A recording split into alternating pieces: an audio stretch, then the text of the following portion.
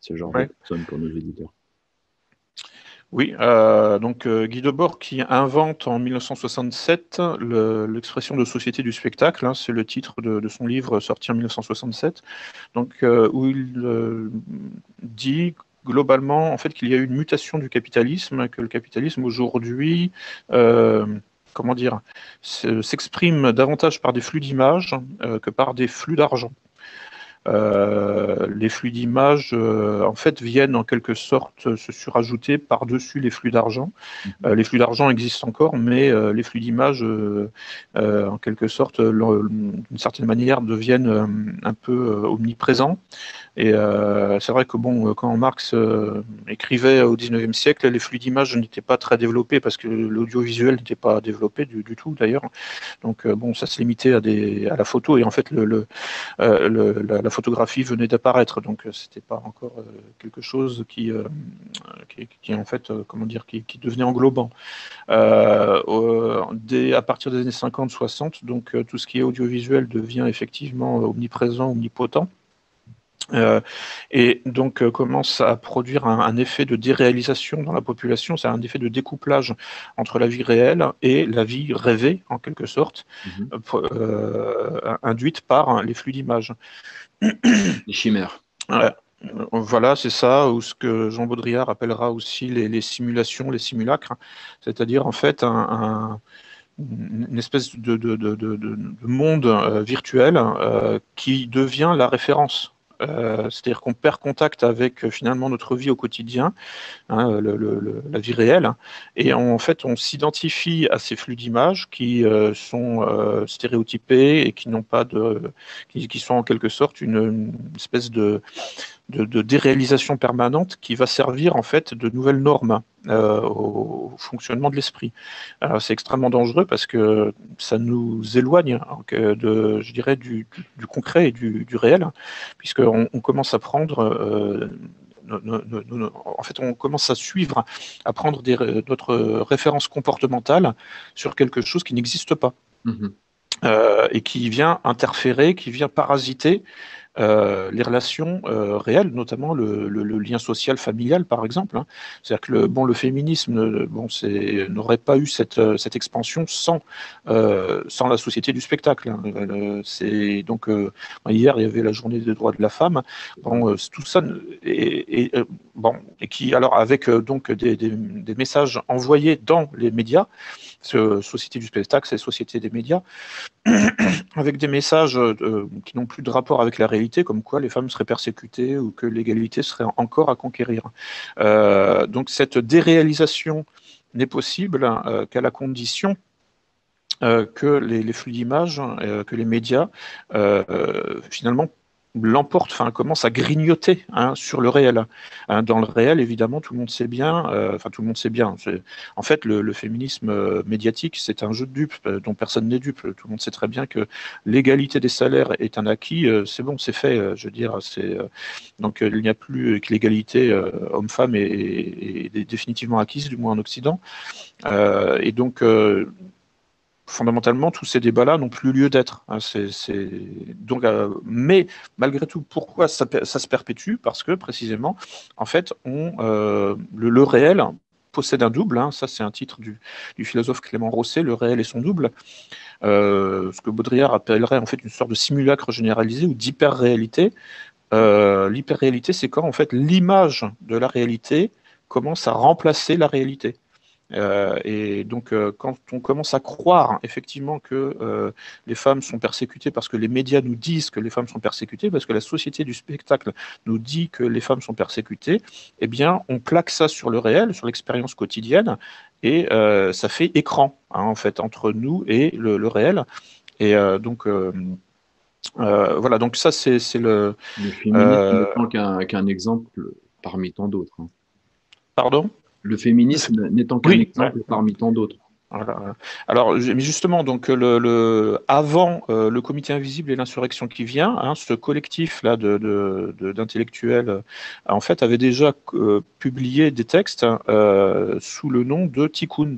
C'était une revue au début des années 2000.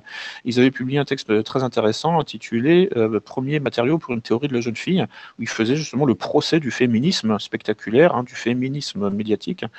Donc bon, ça m'avait effectivement un peu traumatisé, dans le bon sens du terme. Enfin, j'avais trouvé ça extrêmement puissant parce que c'était effectivement bon une publication, je dirais de gauche, d'extrême gauche, d'ultra gauche, mais qui ne tombait pas dans le politiquement correct.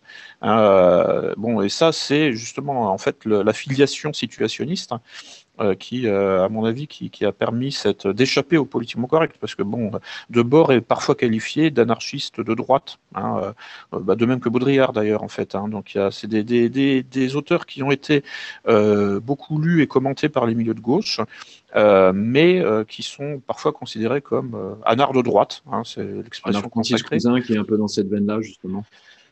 Voilà, c'est ça, oui. Et puis, en fait, bon, bah, le père fondateur, en quelque sorte, hein, de cette tendance littéraire ou de cette tendance intellectuelle, c'est le célèbre Louis-Ferdinand Céline, hein, qui est un peu considéré comme comment dire, le père spirituel des anards de droite.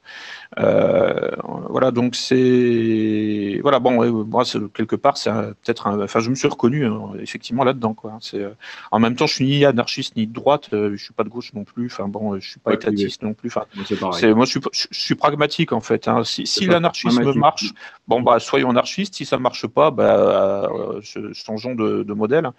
Si l'étatisme marche, bon soyons étatistes. Si ça marche plus, on change, et puis voilà, quoi. Faut juger l'arbre à ses fruits, quoi. Franchement, c'est donc voilà. Donc dans ton livre, c'est là que tu vas commencer. Enfin, toi, tu as permis à démocratiser le terme d'ingénierie sociale. Bon, tu vas peut-être nous en parler un petit peu une petite définition de l'ingénierie sociale et à quand ça remonte. Alors, en fait, si on cherche la première formulation historique de l'expression, enfin de l'association du terme ingénierie et société, ça remonte au XIXe siècle. Hein. On trouve ça notamment sous la plume d'un politicien et intellectuel du nom de Frédéric Leplay, qui parlait des ingénieurs de la société. En fait, bon, c'est l'intuition fondatrice, c'est l'utopisme, hein, c'est la tradition utopiste qui s'est mise en place au XVIIIe siècle, là, et dont les auteurs les plus fameux sont Auguste Comte, etc., Saint-Simon, Fourier, etc. Bon, c'était en fait, comment dire, cette tradition, elle remonte aussi à Thomas More, hein, et puis en fait le premier auteur, la première expression livresque, hein, de l'utopie, c'est la République de Platon. Donc c'est en fait l'utopisme, c'est vieux comme le monde, enfin c'est vieux comme les Grecs, quoi. En fait, ça a toujours existé parce que tout simplement c'est humain. Enfin, je veux dire, en fait, que quand on se dit bon voilà, quand on regarde autour de soi, on se dit est-ce que je peux améliorer les choses, et les améliorer, c'est souvent en fait les structurer de manière plus rigoureuse. Et automatiquement, on dérive progressivement vers l'idée qu'on pourrait organiser la société de manière scientifique. Hein, tout est là. L'utopisme, c'est comment organiser la société de manière parfaitement rationnelle pour éviter, pour en finir avec tout ce qui n'est pas rationnel et tout ce qui est finalement gaspillage, mais aussi souffrance inutile. Donc ça part, je dirais, d'une bonne intention, mais ça peut avoir des conséquences effrayantes. Enfin, ça peut avoir des conséquences contre-productives, hein, par des phénomènes d'hétérothélie ou d'énonciodromie. C'est-à-dire qu'en fait, le résultat se retourne contre l'intention. Hein. On fait quelque chose et finalement ça se retourne, ça dégénère, ou du moins il y a en fait des dommages collatéraux, des effets secondaires ou tertiaires, quaternaires, qu'on n'avait pas anticipé au départ, et finalement les résultats sont catastrophiques alors que ça partait d'une intention louable. Donc, alors au XIXe siècle apparaît cette idée qu'on peut organiser la société de manière ingénieuse, enfin, en quelque sorte, enfin, de manière scientifique. Quelque part, d'une certaine façon, on trouve ça aussi dans la franc-maçonnerie. Je veux dire, avec toutes les métaphores empruntées à l'architecture. Et bon, si on essaie de comprendre ce que c'est que la franc-maçonnerie au-delà du folklore spiritualiste, avec comment dire ça, les symboles qui en fait, oui, enfin l'acacia, tous ces trucs-là, en fait, fondamentalement, c'est quoi la franc-maçonnerie? C'est aussi l'utopisme, en fait. C'est l'idée qu'on va organiser la société de manière parfaitement hiérarchique. Alors là, par contre, on peut douter des intentions louables, en fait, parce que fondamentalement, c'est la doctrine du pouvoir, en fait, la franc-maçonnerie, c'est la doctrine du pouvoir pour le pouvoir. Finalement, sans trop. Le système de grades aussi, de pyramidal, même au sein de la franc-maçonnerie. Voilà. Et en fait, c'est là où donc on arrive à quelque chose, à la deuxième dimension, le deuxième aspect de l'ingénierie sociale, c'est la furtivité. C'est ce que je mets dans la nouvelle préface, la deuxième édition. C'est-à-dire qu'en fait, si on veut vraiment modéliser les systèmes politiques, on arrive à deux grandes catégories.